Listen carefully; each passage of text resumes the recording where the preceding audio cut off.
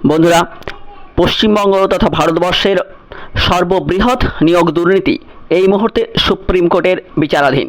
Supreme কোর্টের প্রধান বিচারপতির এজলাসে, যার আগামী 16ই জুলাই শুনানি রয়েছে। এই পরিস্থিতিতে চন্দ্রচূড় স্যারের কাছে চিঠি কেন?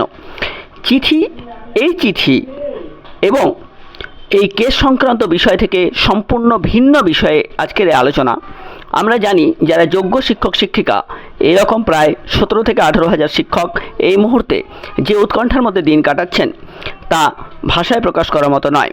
সিবিআইয়ের তদন্ত সমান গতিতে চলছে, অযোগ্যদের ডেকে জিজ্ঞাসাবাদ চলছে। এই রকম পরিস্থিতিতে এই চন্দ্রচূড় স্যারের কাছে চিঠি একটা অত্যন্ত গুরুত্বপূর্ণ বিষয় বলে মনে করছে সবাই।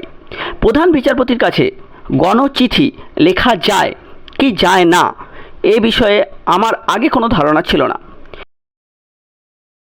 তবে বন্ধুরা, সম্প্রতি একটি ঘটনায় জানতে পারলাম যে প্রধান বিচারপতির কাছে চিঠি লেখা যেতে পারে, গণচিঠি সেটি হতে পারে। তার কারণ, সম্প্রতি একটি কয়লা দুর্নীতি মামলায় আদানি গ্রুপের বিরুদ্ধে যে চার্জশিট দাখিল হয়েছে, সুপ্রিম কোর্টে যে মামলা বিচারাধীন রয়েছে, 21টি বিশ্বের বড় সংস্থা প্রধান বিচারপতি শ্রী চন্দ্রচূড় স্যারের কাছে চিঠি লিখেছেন। চিঠি লিখে এই আবেদন করেছেন যে বিচার প্রক্রিয়া যাতে দ্রুত শুনানি করা হয়।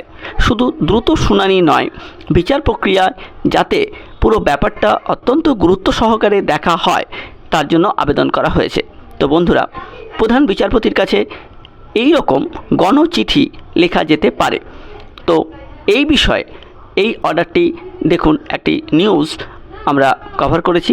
এখানে 24 তারিখের অর্থাৎ 24 মের একটা নিউজ, সেখানে 21টি international bodies write to CJI Chandrachud for speedy resolution of the Adani coal import case in supreme court. এই ঘটনাটি যদি সুপ্রিম কোর্টে দ্রুত শুনানির আবেদন রাখা যেতে পারে এবং চিঠিপত্রের মাধ্যমে তা যদি আবেদন করা যেতে পারে, তবে বন্ধুরা, পশ্চিমবঙ্গ তথা ভারতবর্ষের অন্যতম যে ঘটনা অর্থাৎ নিয়োগ দুর্নীতি, তা দ্রুত নিষ্পত্তি এবং যোগ্যদের যাতে কোনো রকম সমস্যা না হয়, তার জন্য যোগ্যরা কেন চিঠি লিখতে পারবে না, এ বিষয়ে অনেকে আলোচনা করছেন এবং বিশিষ্টজনরা বলছেন এটা যদি আবেদন করা যেতে পারে তবে এটাও হয়তো করা যেতে পারে। তবে বিচারাধীন বিষয়, এই বিষয়ে আইনজ্ঞদের পরামর্শ নিয়ে আগানোই ভালো বলে মনে করছেন সবাই। এই বিষয়ে আরেকটি কথা বলি, এর মধ্যে রয়েছে জনস্বার্থজনিত যে মামলাগুলো, অর্থাৎ বৃহত্তর জনগোষ্ঠী যার দ্বারা প্রভাবিত হয়, এই রকম যে মামলাগুলো রয়েছে, যেমন রয়েছে পেন্ডিং পশ্চিমবঙ্গের DA সংক্রান্ত মামলা।